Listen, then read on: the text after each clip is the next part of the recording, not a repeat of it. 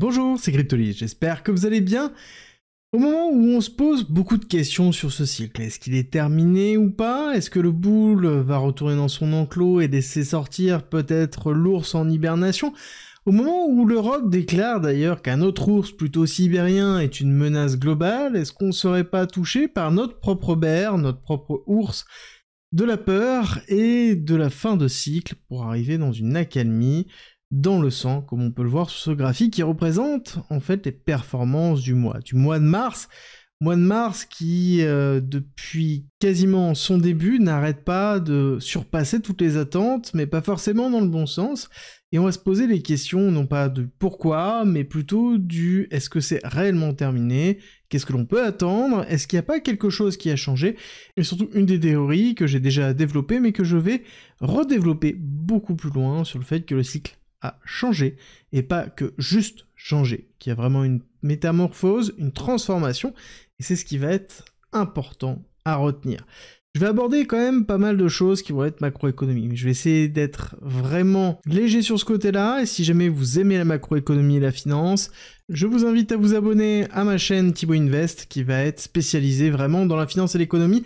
Première vidéo qui sort le 16 mars, qui va être justement sur le plan de Trump pour 2025. Vous allez voir que c'est vraiment impressionnant, et je pense que ça va être lié principalement aussi à ça, la modification de notre bull run. Bref, tout ça pour vous dire que on avance petit à petit, doucement, vers ici une énorme bougie sur le Nasdaq, qui est un peu la même sur le S&P 500 et tous les indices mondiaux, mais surtout américains, par la lubie de Donald Trump. Là-dessus, on aurait tendance à se dire que ça y est, on rentre en récession aux USA, Donald Trump perd la boule, et globalement, il ne sait pas ce qu'il fait.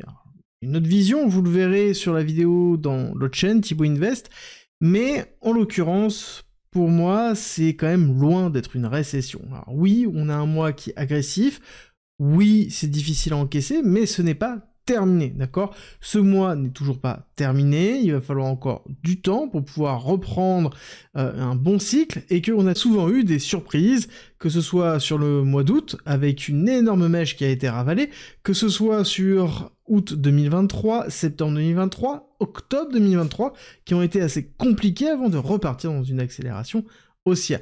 Donc il faut prendre un maximum de recul, mais la réalité c'est que le marché est en train de se poser des questions. Et c'est comme vous aussi, ce n'est pas que le marché de la finance traditionnelle, c'est aussi BTC qui se pose beaucoup de questions après une bougie de février, du mois de février, qui a été vraiment sanglante et qui a détruit une grosse partie des altcoins, en laissant BTC toujours au-dessus des 80 000 $, mais qui a quand même détruit beaucoup de personnes et beaucoup de portefeuilles, et surtout beaucoup d'espoir sur un bull run. Alors concrètement, est-ce que j'ai perdu espoir au niveau du bull run? Je vous spoil, non, je vais vous expliquer pourquoi, et surtout quelle est ma vision. Déjà dans un premier temps, je pense que l'événement qu'on est en train de vivre actuellement a quand même des éléments qui ressemblent un petit peu au 5 août sans forcément l'être, quand on regarde un petit peu le VIX, qui est l'indice du S&P 500, qui nous donne un petit peu la peur du marché. Plus il monte haut, c'est-à-dire plus les gens achètent des options pour se couvrir, bon, là on voit qu'on a bien augmenté, on est allé dans les 30. Et où est-ce qu'on était le 5 août? Ah, je pense qu'il va falloir que je dézoome, parce que je ne voyais même pas le top, tellement c'était... C'est pour vous marquer le fait que on avait atteint la pique des 65, alors que là, on est dans les alentours des 29, même pas encore 30, et on est déjà en train de redescendre doucement sous les 20. On approche les 20. Donc on a, oui, une réaction émotionnelle sur l'acceptation du fait que ça va pas se passer aussi simplement avec Donald Trump, et le marché est en train de pricer ça. Les investisseurs sont en train de pricer ça, ils sont en train de le pricer aussi sur BTC et d'autres actifs. Il y a aussi des tensions géopolitiques qui sont en cours, et forcément, quand on parle de BTC, c'est forcément aussi un actif qui est considéré à risque, surtout pour beaucoup d'investisseurs qui ont investi énormément depuis le lancement des ETF. Et forcément, on a eu une sortie de capital qui a été très conséquente. Et oui, on parle quand même, depuis février, d'une sortie énorme à coût de milliards de dollars de 750 millions, etc., etc. Alors, est-ce que c'est une sortie qui est hémorragique? Non, c'est une sortie de peur, on le voit bien, de réajustement réellement des portefeuilles. Quand on compare les entrées que l'on a pu avoir et qu'on a tendance à oublier, notamment en novembre, on voit bien qu'on est très très loin en termes de volume, ne serait-ce que sur la représentation. On doit être même pas à peut-être un cinquième, même voire un septième de la totalité du volume qui a été injecté. Donc il y a encore beaucoup d'écart. Par contre, l'émotion, à contrario, est très forte. Et c'est là où c'est compliqué, c'est qu'on réagit beaucoup sur l'émotion. On réagit beaucoup sur la tête du portefeuille, on réagit beaucoup sur la peur, on réagit beaucoup sur ce type de bougie-là. Mais je tiens à vous rappeler que ce sont des questions qu'on s'est posées l'année dernière. Le spectre de la récession est revenu régulièrement, le spectre de la fin du bull market est revenu régulièrement. Je me souviens de beaucoup de commentaires et de discussions qui nous disaient mais de toute façon on a fait un top, ok c'est avant le halving, mais ça y est c'est au bear market, c'est fini. Ce cycle est différent et les institutionnels avec le lancement de l'ETF l'ont cassé. Et du coup ils avaient tort. En tout cas sur la temporalité. Mais est-ce qu'ils avaient vraiment tort sur le fait que le cycle allait être différent avec l'arrivée des institutionnels? Personnellement, j'ai tendance à vous dire que oui, il va être différent, je vais vous expliquer pourquoi. Mais avant, il faut répondre à la question, est-ce que oui ou non, le bull run est terminé? Est-ce que oui ou non, on va rentrer en bear market? Alors déjà, c'est deux choses, il y en a beaucoup qui pensent qu'on est en bear market, mais la phase de bear market, d'accord, ce n'est pas ça. La phase de bear market, c'est ça. D'accord? C'est-à-dire un désintérêt au niveau du marché, où globalement, la volatilité est quasiment nulle, on passe des mois à ne rien faire, à ne pas bouger, à bouger de quelques centaines de dollars au niveau du Bitcoin, donc il ne se passe strictement rien. Ce n'est pas le cas. D'accord? On est très très loin, et par contre, ce qu'on peut se poser comme question, c'est jusqu'où on va retracer. Est-ce que ça va être un retracement qui va être très violent? Là déjà, on est dans les alentours plutôt classiques d'un retracement de bull run. La seule différence, c'est que oui, on a saigné beaucoup plus au niveau des alts. Et c'est vraiment, je pense, ce qui a fait le plus mal. La liquidation au niveau des alts, où un certain nombre d'altcoins, malheureusement, sont retournés dans des niveaux de 2022, voire même plus bas. Et là, on peut même se poser la question, est-ce qu'on n'est pas en bear market sur les alts, ou en tout cas certains alts, et à côté, est-ce que oui ou non le cycle est terminé pour BTC? Je vais répondre avant sur Bitcoin. Bitcoin, pour moi, on n'a pas terminé du tout le cycle, on est dans un retracement qui fait mal, et à côté, il y a un miasme vraiment de peur très forte sur la macroéconomie, c'est une réalité, on ne peut pas passer à côté. Par contre, je pense sincèrement et profondément qu'il y a une raison à tout ce qui est en train de se passer au niveau de la macroéconomie, et la réalité, c'est que le marché va pricer ce qui est en train de se passer. Je vous invite vraiment à écouter la vidéo qui va sortir sur la chaîne Thibaut Invest dimanche, vous allez vite comprendre justement ce plan-là qui est en cours. En tout cas, c'est une hypothèse, mais qui repose sur pas mal de faits et qui est une représentation de ce qui pourrait nous attendre. La réalité, c'est qu'on risque très certainement de se retrouver dans une zone plutôt d'ennui, plutôt que de peur. On rappelle souvent que quand on a une grosse émotion, que ce soit bullish, donc d'accélération, de FOMO, et qu'on arrive dans un range, on a une incompréhension, une frustration, on se pose des questions, on réagit, on surréagit, on fait des erreurs, parce que on est passé d'une émotion très forte à globalement plus rien, et le soufflet émotionnel retombe.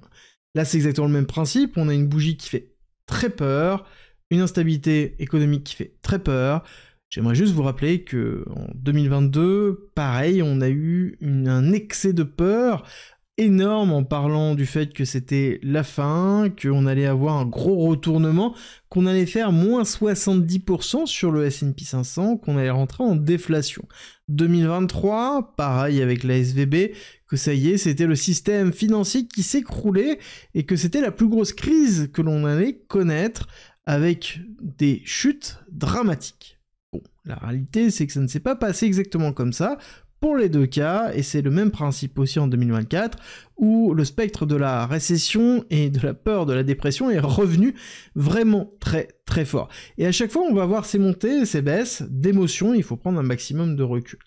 L'idée n'est pas d'avoir raison d'avoir tort, mais surtout d'être préparé aux différentes éventualités. L'éventualité d'un bear market, il faut le préparer, que ce soit à travers sa gestion de risque, qui est primordiale quand on a des zones d'incertitude de ce style-là. Quand on a une augmentation du risque, il est normal de diminuer le risque que l'on prend, et c'est tout à fait logique. Plus on a une accélération haussière, plus on diminue le risque, bah à ce moment-là, plus on a tendance à vouloir augmenter le risque pour continuer à garder des rendements.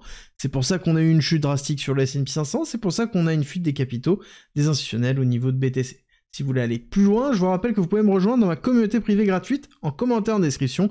Vous y retrouverez des lives, vous y retrouverez 3 heures de formation, des informations et un moyen de communiquer avec d'autres investisseurs comme vous. C'est gratuit, c'est en commentaire en description et on repart sur BTC. Globalement, la représentation que j'en ai au niveau de Bitcoin, c'est qu'en effet, on est dans quelque chose qui est un petit peu différent. Oui, différent par rapport aux autres cycles, mais peut-être pas différent de ce que l'on a déjà vécu.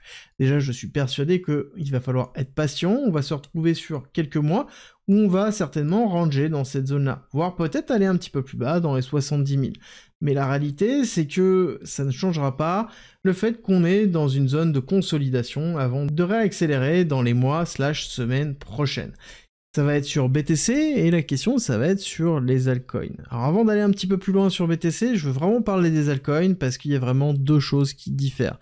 Ce que l'on a appris sur ce cycle, c'est que le risque actuellement ne paye pas. Ne paye pas en tout cas suffisamment. Quand on voit les retours qu'il y a pu avoir sur BTC Solana, alors que justement sur des altcoins de qualité, pourtant, on arrive à passer en dessous de seuil vraiment critique. Et c'est là où il y a aussi un shift de beaucoup d'investisseurs.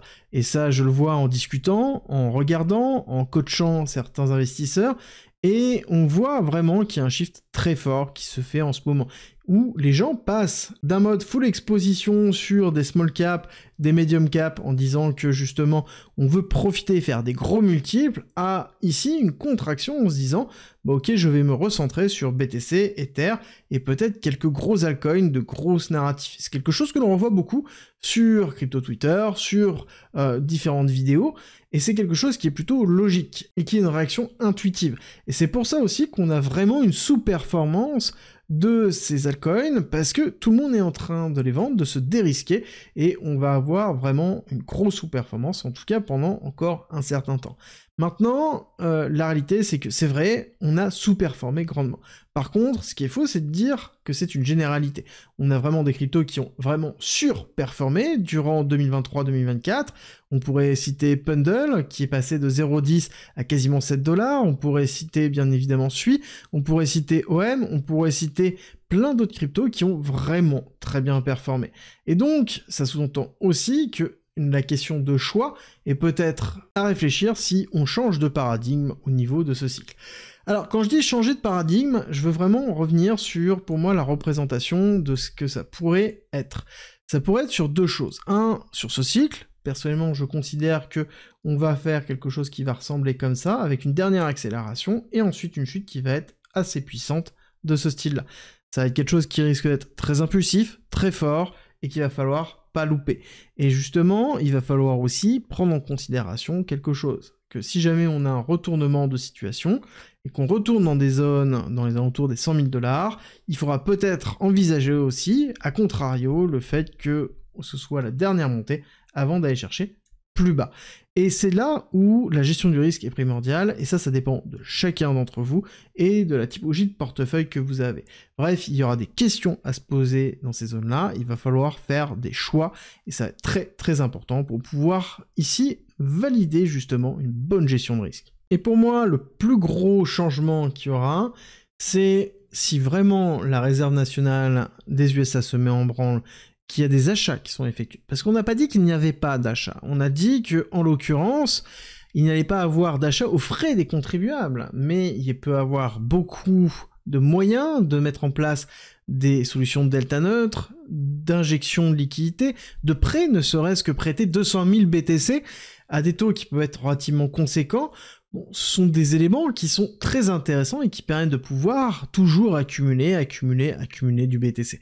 Et à partir du moment où on arrive à avoir de la réglementation, un certain nombre de points cruciaux qui permettent d'asseoir les USA comme étant leaders sur la crypto-monnaie et notamment sur Bitcoin.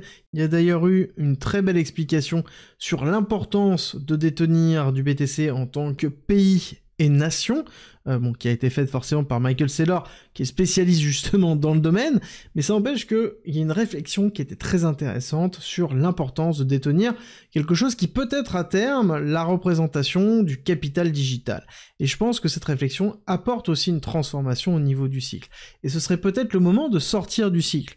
On a souvent tendance à dire que les retails vont arriver, mais les retails sont déjà là. La réalité est faite, à partir du moment où on a un meme coin Trump qui sort, un meme coin Libra qui sort, qui sont des meme coins de présidents de pays respectifs, dont les USA, le plus gros pays.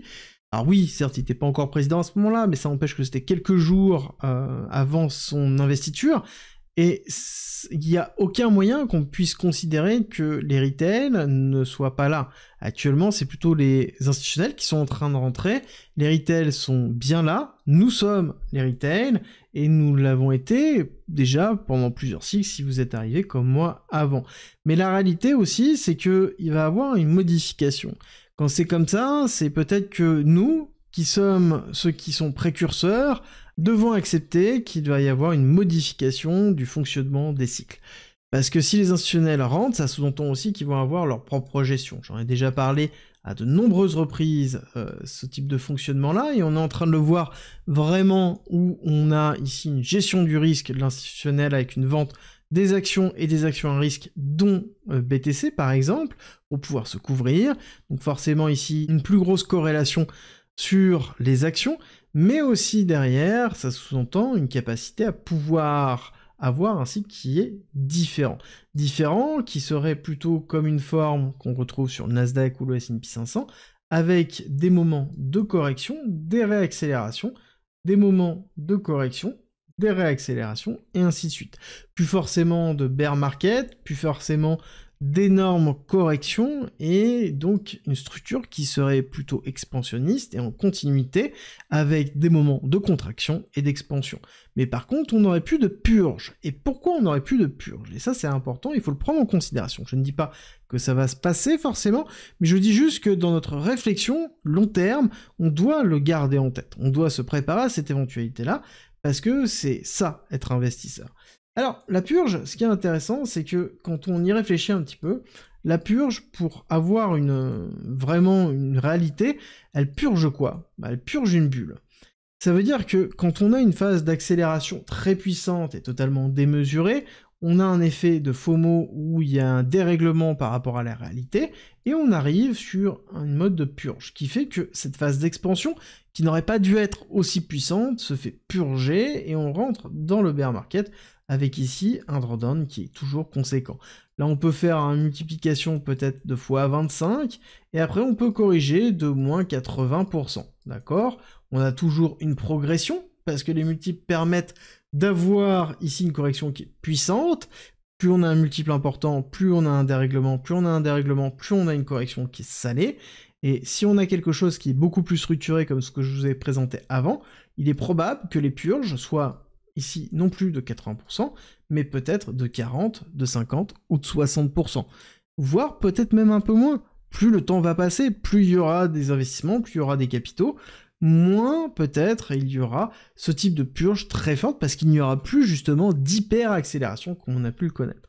Alors là-dessus, vous allez me dire, oui, mais ça veut dire qu'on a pu faire de rendement. Non, faux, ça veut juste dire que la méthodologie d'investissement va être peut-être différente, cibler des cryptos très précises, et peut-être investir en effet sur Bitcoin sur le long terme, avec des rendements qui seront toujours bien supérieurs à ce qu'on peut trouver en finance traditionnelle. Voilà un petit peu ma vision. Dites-moi d'ailleurs ce que vous en pensez, ça m'intéresse, parce que c'est quelque chose qui est un petit peu différent, c'est quelque chose qu'il faut considérer impérativement, que ce soit le fait que je reste toujours bull, et oui, je ne suis pas tombé dans le bear, même si je gère très bien mon risque de ce côté-là, et dans le groupe privé, j'en ai parlé régulièrement quand je prenais des profits, et comme je dis toujours, le plus important, c'est pas d'avoir raison, le plus important, c'est vraiment d'être préparé à avoir tort, c'est-à-dire d'avoir une bonne gestion du risque, pour pouvoir être prêt à réagir à toutes les situations. Le fait d'avoir raison, c'est pas ce qui nous fait faire de l'argent. Une grosse partie des personnes ont eu raison, mais ont fait une capture d'écran de leur profit sans prendre de profit. Et là, actuellement, sont en train de se mordre les doigts, et c'est peut-être aussi ce qui est compliqué à gérer dans les investissements tels que les investissements en crypto-monnaie, où il y a beaucoup de volatilité. Donc n'oubliez jamais, éloignez-vous des sentiments et des émotions qui sont souvent très liés à un mouvement très précis et qui, par la suite, disparaissent petit à petit pour donner naissance à de nouvelles émotions qui sont généralement inversées. Encore une fois, je ne vais pas dire qu'on a posé un bottom, non, ça veut simplement dire qu'on a eu une grosse chute, on peut peut-être avoir encore des petites corrections, mais le gros de l'émotion est passé. Maintenant, on va avoir des marchés qui vont se stabiliser. Après, on pourra avoir peut-être d'autres fresques de Donald Trump, mais ça, c'est encore un sujet pour une autre vidéo.